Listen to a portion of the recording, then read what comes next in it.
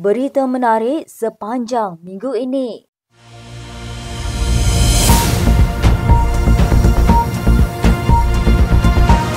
Nombor 8. Gabungan Pakatan Harapan dan Barisan Nasional pada pilihan raya negeri di 6 negeri tidak akan terjejas walaupun wujud kerjasama antara dua bekas Perdana Menteri, menurut Perdana Menteri Datuk Seri Anwar Ibrahim.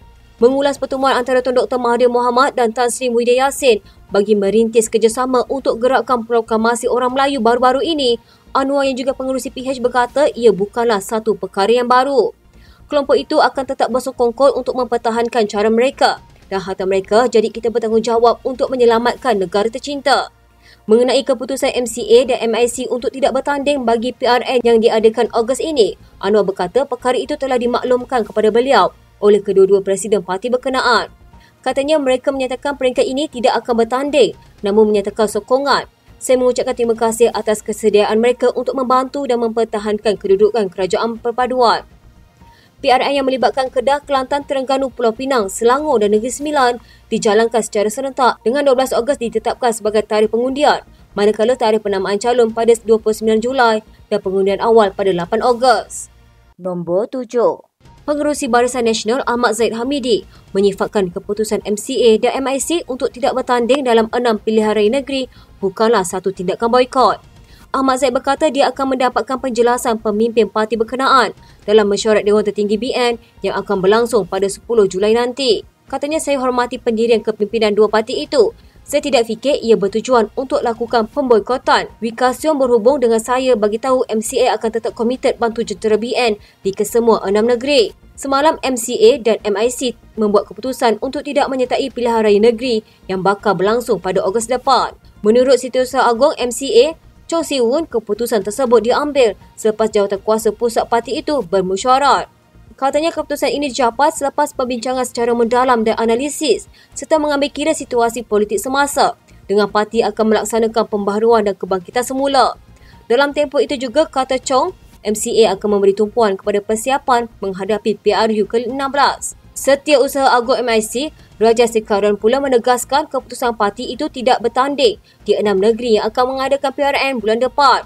Katanya keputusan tersebut dicapai 11 suara oleh Jawatankuasa Kerja Pusat MIC yang bermesyuarat pada 30 Jun lalu. Mengulas lanjut, Ahmad Zahid berkata BN akan melakukan koordinasi pada 10 Julai nanti bagi menghadapi PRN 6 negeri berkenaan. Jelasnya BN telah memperuntukkan kerusi kepada dua parti komponennya untuk bertanding dalam PRN di 6 negeri. Kita telah muktamad kerusi seperti saya cakap, MCA dan MIC ada kerusi telah diperuntukkan untuk mereka bertanding. Ditanya mengenai kerusi PRN yang diperuntukkan untuk MIC dan MCA, Ahmad Zahid berkata, kalau dia tak nak, kita ambillah.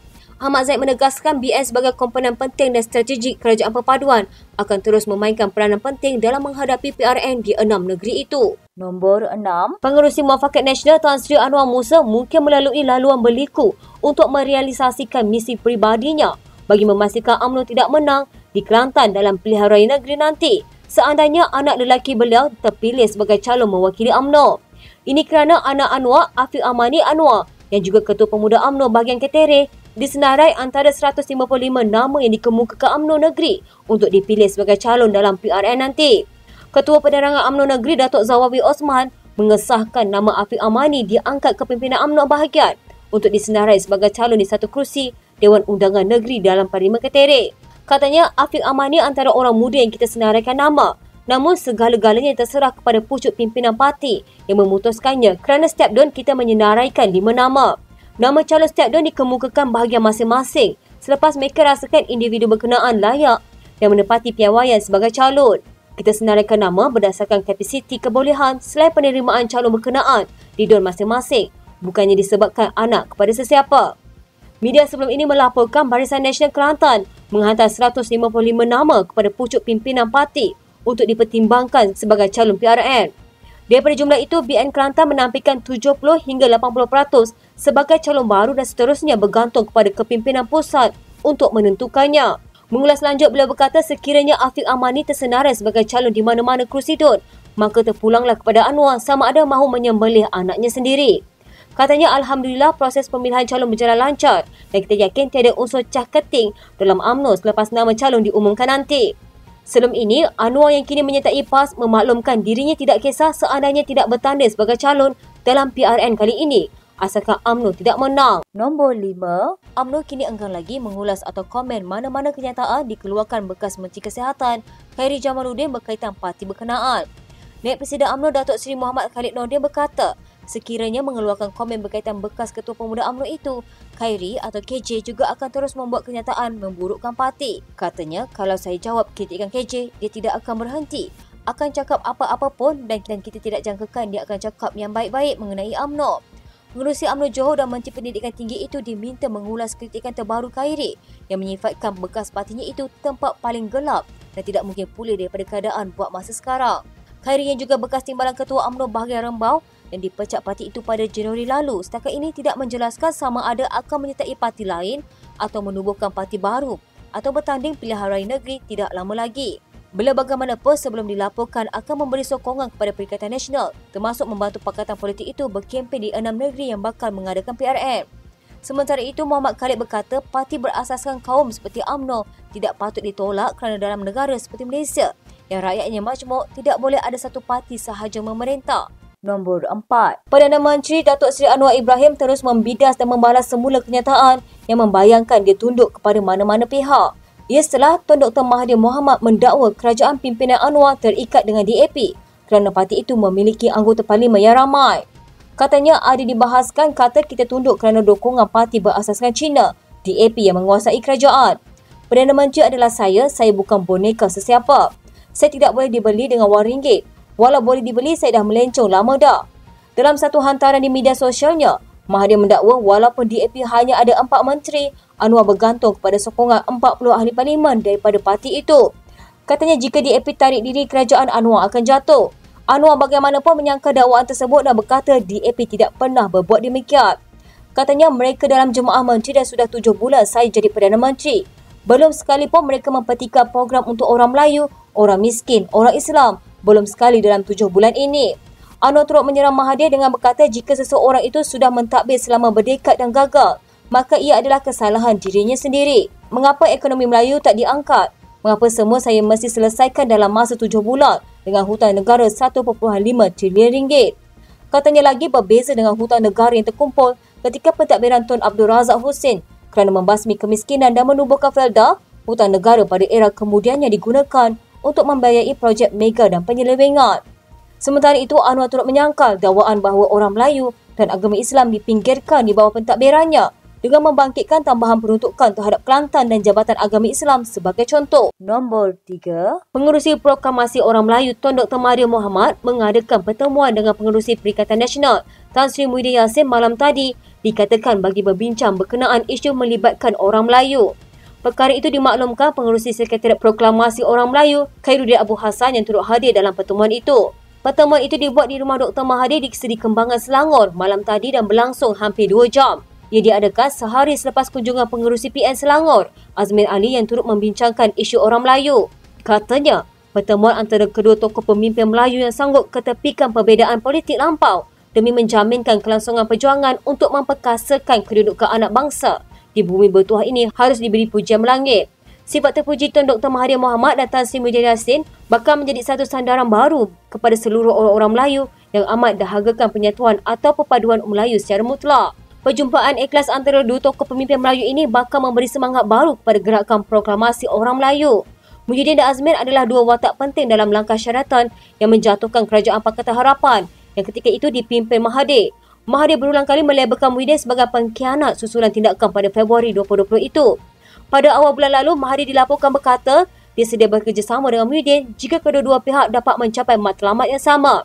Sehari kemudian, Muhyiddin berkata dia menyambut baik kenyataan itu dan berkata dia juga bersedia untuk berbuat demikian demi membela agama, bangsa dan negara. Ketika ini, Mahathir mengetuai gerakan proklamasi Melayu yang mendapat sokongan daripada Muhyiddin dan Presiden PAS Abdul Hadi Awang. Mahathir juga menyatakan dia kini menyokong Perikatan Nasional untuk pilihan raya 6 negeri akan datang. Nombor 2.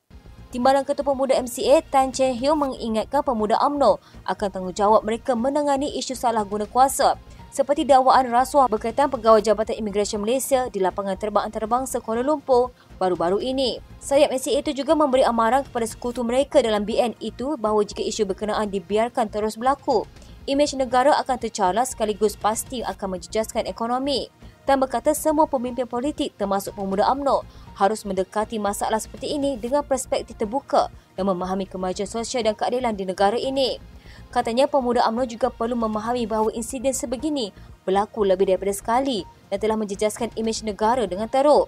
Dia berkata demikian ketika mengulas kenyataan Ketua Pemuda UMNO Dr. Muhammad Akmal Saleh baru-baru ini yang menggesa tindakan diambil terhadap Menteri Pelancongan, Kesenian dan Kebudayaan Tiong Kin Sing.